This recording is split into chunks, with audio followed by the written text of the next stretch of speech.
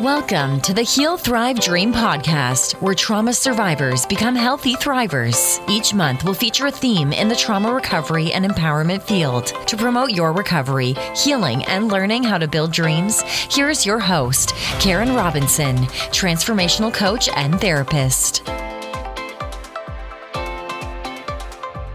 Hi, welcome to the Heal, Thrive, Dream podcast. Today, our guest is Dori Staehle.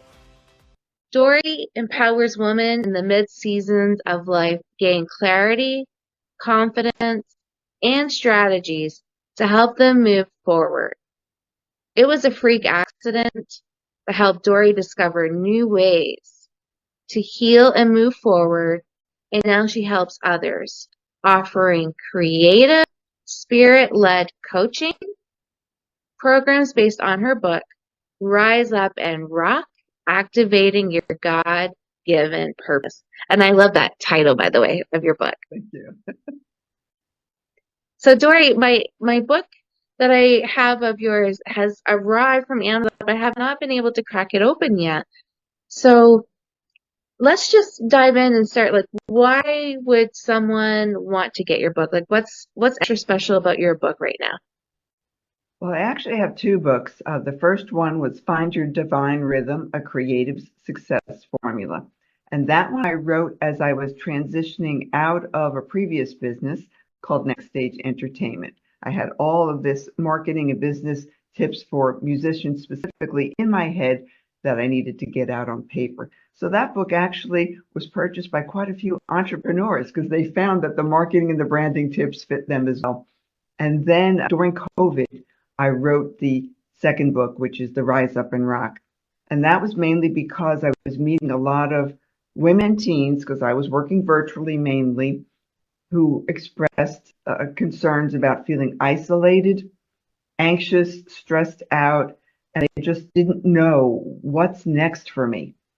And so all of my businesses have had the words next stage in them. So I said, I'm going to write a book to help you guys move on to the next stage of your life or your business.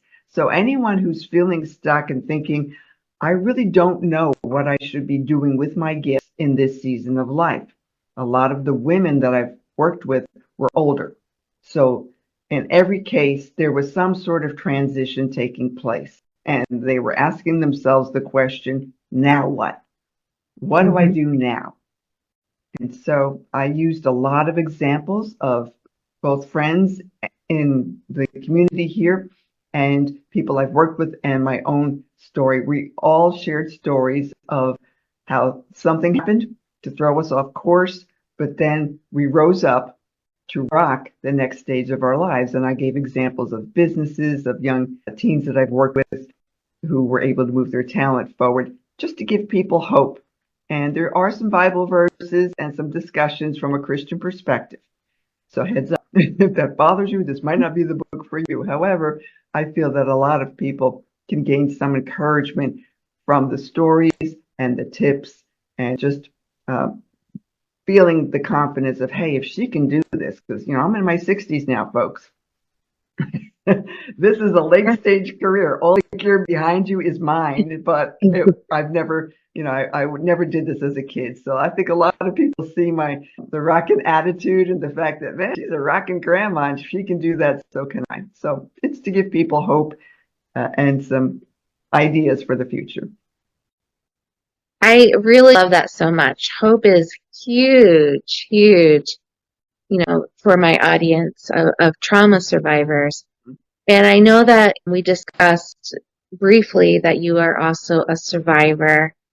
And I know that we're only sharing a little bit about that. So what are you comfortable with sharing about your traumatic experiences? What are you comfortable sharing with our audience today? Well, first I'll share the accident that changed everything in 2011 because it did trigger PTSD, but I didn't realize that it was connected to things that happened in the past. So I'll give you a little taste of that, but I won't go into too much detail in respect for especially my one sister. There's certain things that I'm sure she might not want me to discuss, but we'll see how it goes. Okay. Yeah, so go ahead and whatever you're comfortable about childhood, and I know we're going to be very limited. It just helps resonate with my audience. But then go ahead and share your story about the accident too that brought up that triggered the PTSD. It's called complex. It's called complex PTSD when we have childhood trauma, and then we have trauma later in life Right. because it's so layered at that point, and the healing can be a little more challenging, especially for those who may not have a spiritual background. Right. So I think it's amazing that you are Christian and you have strong faith. I know that has been a huge part of your healing. And again, I don't want you to share anything that you're not comfortable with, but go ahead and share what you are comfortable with. Sure. Well, it's interesting because you have no idea how things are connected and why things happen. For example, in 2011, I had a day job in sales and marketing because it was during the recession and I kept my two part-time businesses on the side, figuring, well, sales position is guaranteed income. Hey, why not?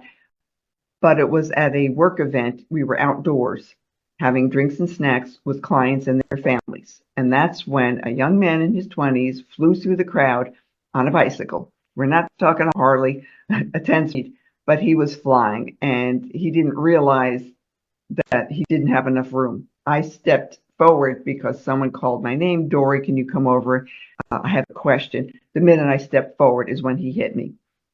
And all I heard was, Dori, look out, because my coworker behind me saw it coming, but I surely did not. And so he sent me flying, and I'd never hit the ground, but I did feel pop, pop, pop. My back was definitely, because I twisted on the way down to prevent the fall. Having worked in New York City way back when, I'm familiar with messenger bicyclists. And you always know in New York, never step your foot off the curb when you see one of these guys flying, because if they hit you, that's it. If your head hits the ground, you're toast. So I knew that. So I was bracing for impact. So sometimes when it could be a layoff, it could be anything, something's coming, right? So you brace for impact. And I didn't hit the ground, but much later I found out that the accident caused a concussion, whiplash, tears in my shoulder, knee, and ankle, massive tailbone pain. I did not know why. My hip was kind of all jacked up as well. I didn't get treated for it right away. That's another story. When you get injured at work, no one's your friend. I'll leave it at that. Things get very, very strange. And I had never had I hadn't had a full-time job in like 25 years because I had worked for myself. So I didn't know how things worked.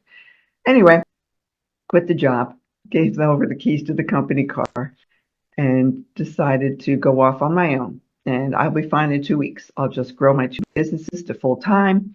And little did I know that it would take 3 long years of being in pain and constant fighting with the doctors and the insurance company, who were determined to prove that I was making all this up. The alleged For incident, fun. I had 200 witnesses. Come on, there was a huge crowd around me. It really did happen. You can't make this stuff up. I was run over by a speeding bicyclist. So, in case you're wondering, I always joke, how far can a skinny chick fly? Pretty far, apparently. I don't have a whole lot of body fat. So the kid hit me and he was flying, and yes, it caused massive damage. Oh, and so it was the fighting with the doctors and the insurance companies who didn't believe me and who also were just making my life miserable. And I felt a lot of anxiety and stress. And then I started feeling, and I also wasn't feeling very supported by anybody. And nobody filled out an accident report or anything. So at that point, I was going, why do I feel so anxious? And what are these feelings I'm feeling? Ah, betrayal. When have I felt this before? Oh man, I got to go back to childhood stuff. Yeah, way back when I was a kid and I knew what was happening at home and nobody wanted to get involved. The neighbors heard the noises, they heard the screaming, they heard the crying. But back then in the 60s, don't ask, don't tell, no, mind your own business, MYB, right? Neighbors just assumed everything was fine. It couldn't be that bad, sort of thing. And so even back then, and even trying to convince my my dad much later, can we go for counseling and things like nobody wanted to admit that there was a problem. And Yeah. again, it was like, nobody was listening. And I was trying to tell them this isn't normal. And when you're a kid or a teen, that's really tough because you're thinking, no one's on my side. I'm all alone here. Until the still small voice of God appeared in my teens when I decided to leave home at 16. And I was packing up. A friend said, Dori, come live with my family. And I'm packing up. I'm leaving. I just said, I can't deal with this. When I was much younger, I will give you a little bit of insight. There was abandonment and neglect. So I'm talking about me here. My mom left when I was very, very young. I think it was 4. In my memory, it was 4. Could have been older, but she was dealing with alcoholism and lots of things, and not having a support system. Now that I look back, I realize why my parents reacted the way they had no help. They didn't know how to deal with things that were happening in life. So they were probably suffering from depression, and it was coming out as anger. So I know this now, but as a kid, it's scary. But as a teen, after my dad remarried, I also was the victim of emotional abuse. And I thought, I'm obviously reminding you of the past family and my mom, and I'm coming between things with my dad and my new wife just because I'm here. So I will help you eliminate the problem. I'm going to leave. Now, I should say, originally, the idea was I was going to leave this planet.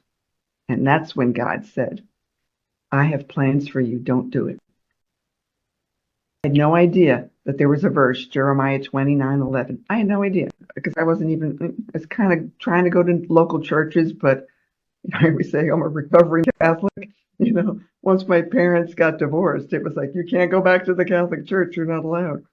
So I had to go and seek God on my own. And that's What was the verse? Jeremiah 29:11 is, for I have plans for you, says the Lord, plans to prosper you and not harm you, plans to give you hope and a future. So that's when I realized there's always hope. There's another solution here. And that's when my friend called and said, pack up, we're coming to get you. And I did. And I left home at 16. I went and lived with them long enough to graduate. I graduated high school at 17, went to college, and on a full ride. That was awesome. My teachers came forward and said, you're too smart not to go to college. I was going to drop out at that point. So what's the point, And I didn't particularly like school anyway. I did well. I was a good student, but I didn't like it. So yeah, it helps to have people on your side, to have a support system, and to have people believe in you. And I didn't think I was smart because all those years, all I heard was, you're dumb, you're this, you're that, and, you're never going to amount to anything.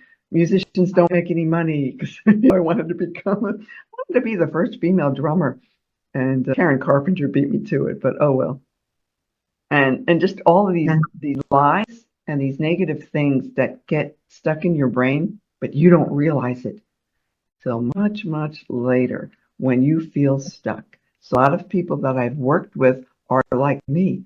They have experienced some form of trauma, but they may or may not realize it, or they stuffed it away and thought, I don't have to deal with that. That was 50, 60 years ago, whatever. It's like, well, you never released it.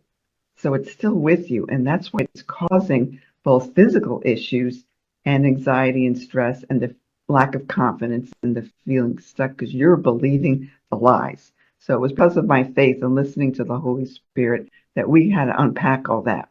And God had to tell me how he saw me. And that was completely different.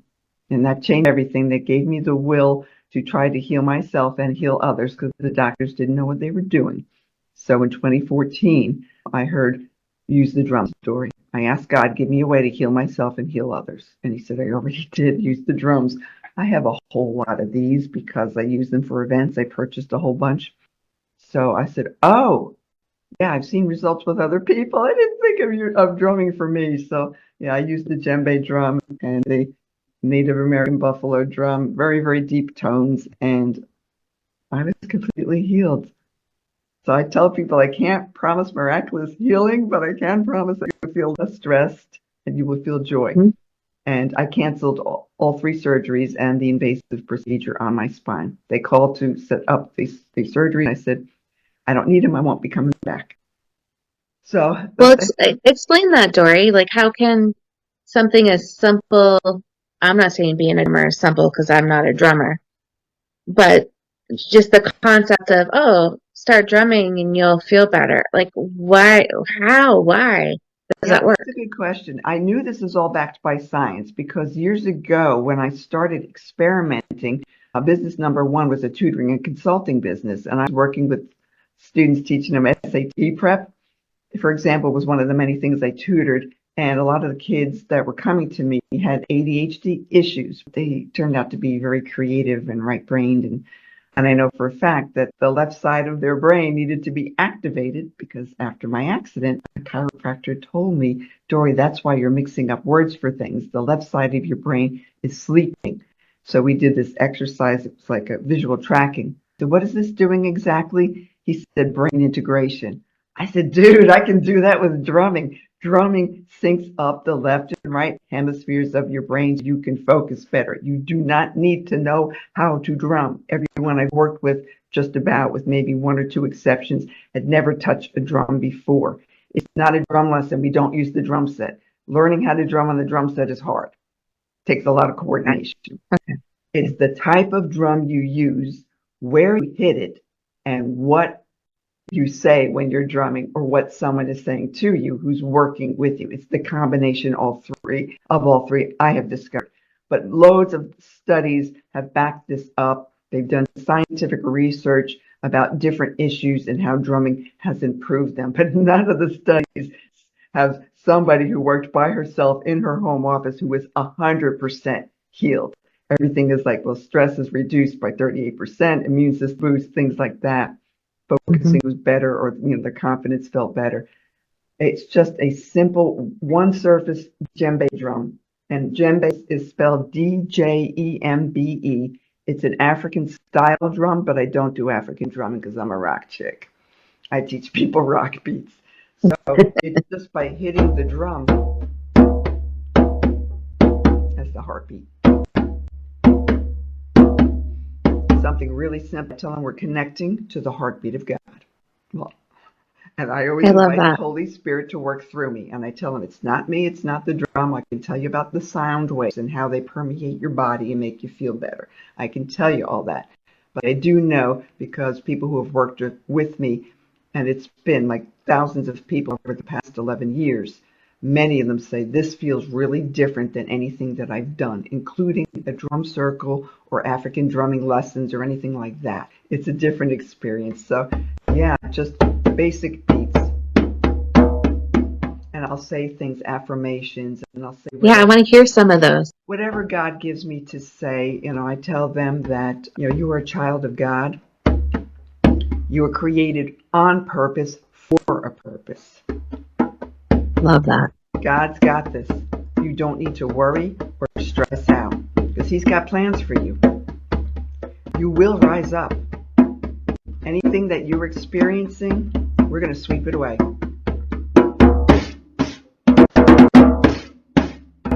All gone now. I'll just say different things as we're sweeping. It takes some time. And then, I'll take out the Native American buffalo drum, which everybody loves. You've got to experience this in person because the vibrations go right through your body and it's like a sound massage. And this is actually what I used on the different body parts that were experiencing extreme pain. Shoulder, knee, ankle, back. And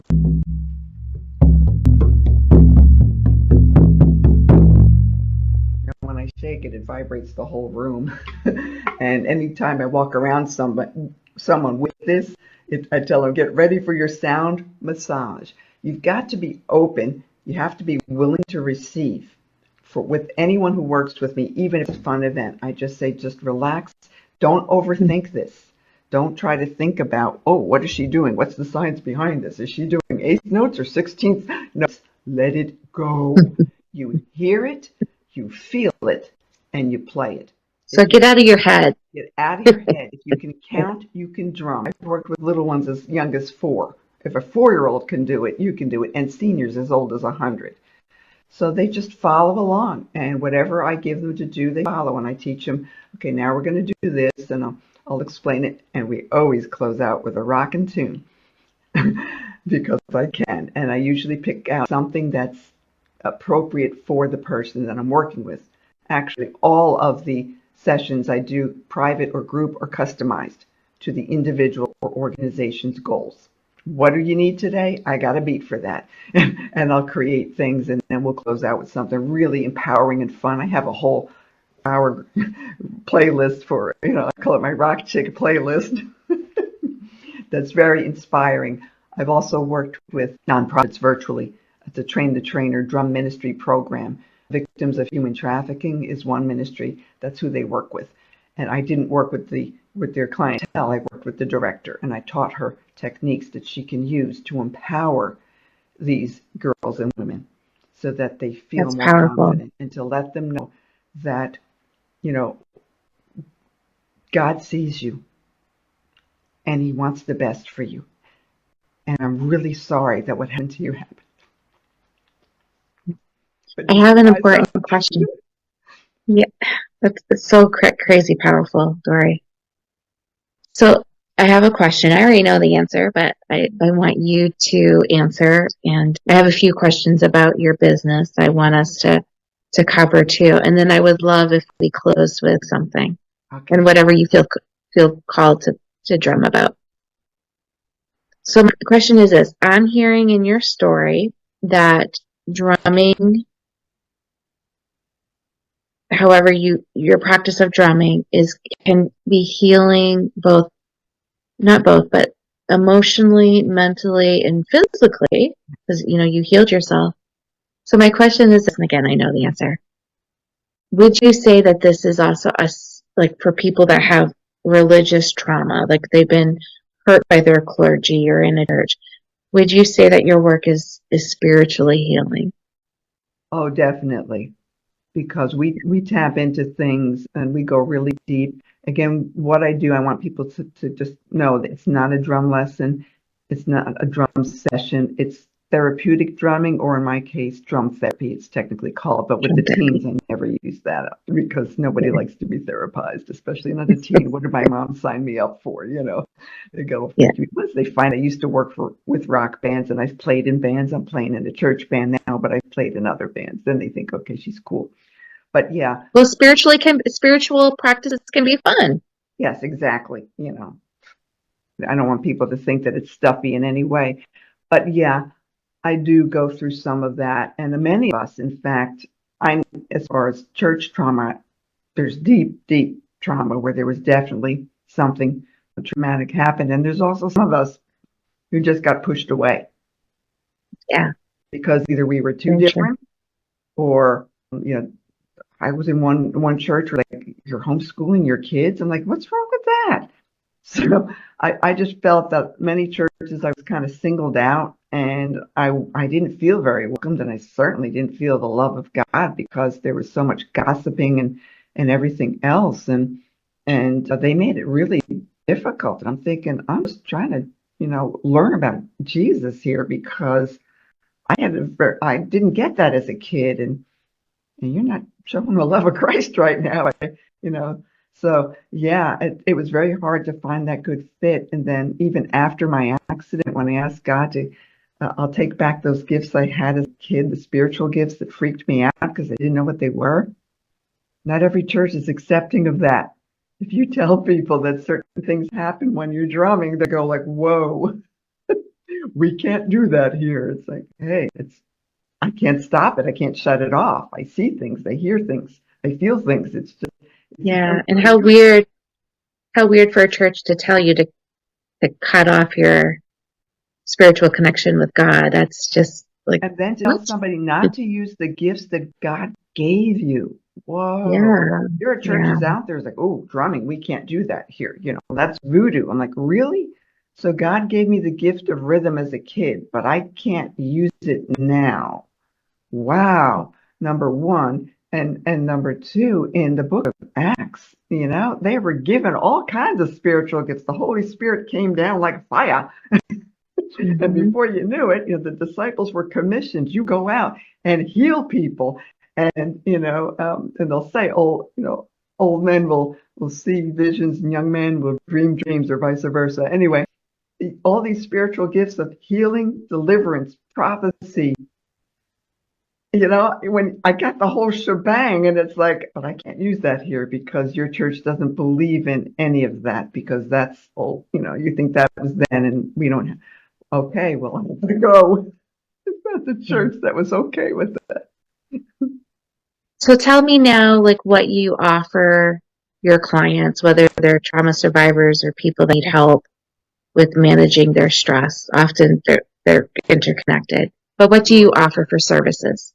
Good question. Yeah, I do virtual sessions, mainly one-on-one, and I ask people to commit to at least 8 weeks. So it's like an 8-week program. They can get a djembe drum shipped to their house in the color of their choice because I'm affiliated with Toca Percussion, so I'm a distributor and a Toca Percussion artist, so I get discounts anywhere in the U.S. I can't ship outside of the U.S., although I have worked with people in the U.K.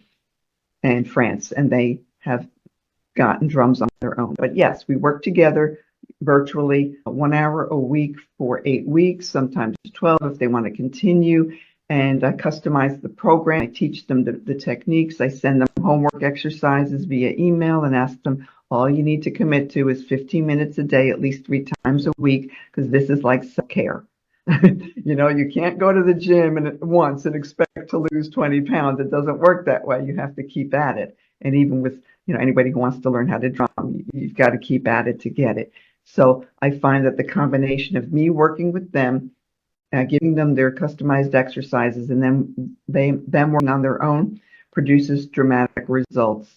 In fact, 88% of the clients that I've worked with, the private clients, they have experienced a breakthrough in 8 sessions or less.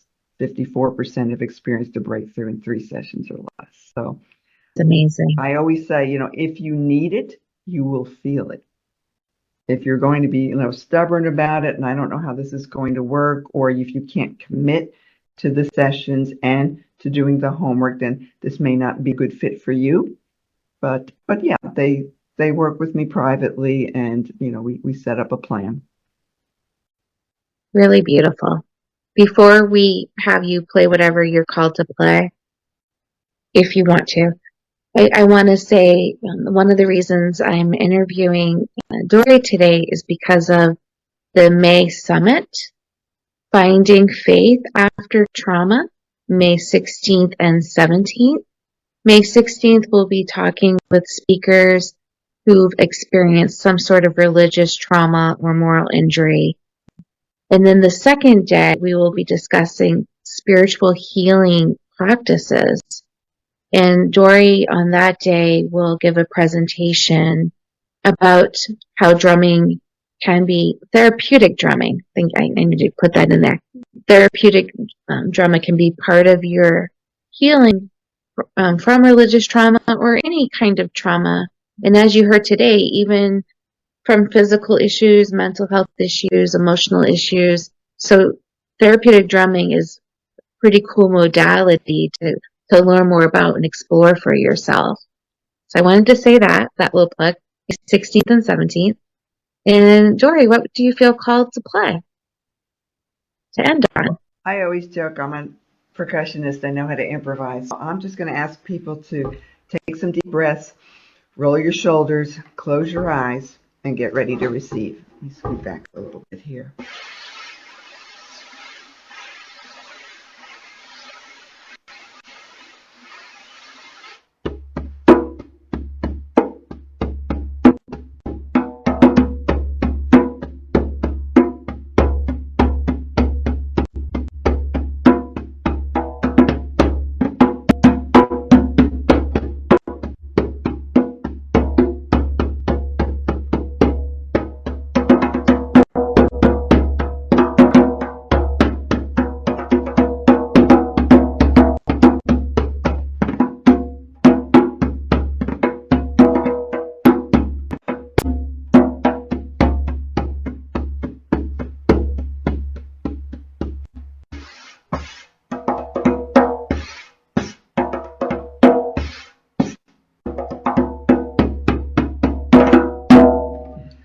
you go.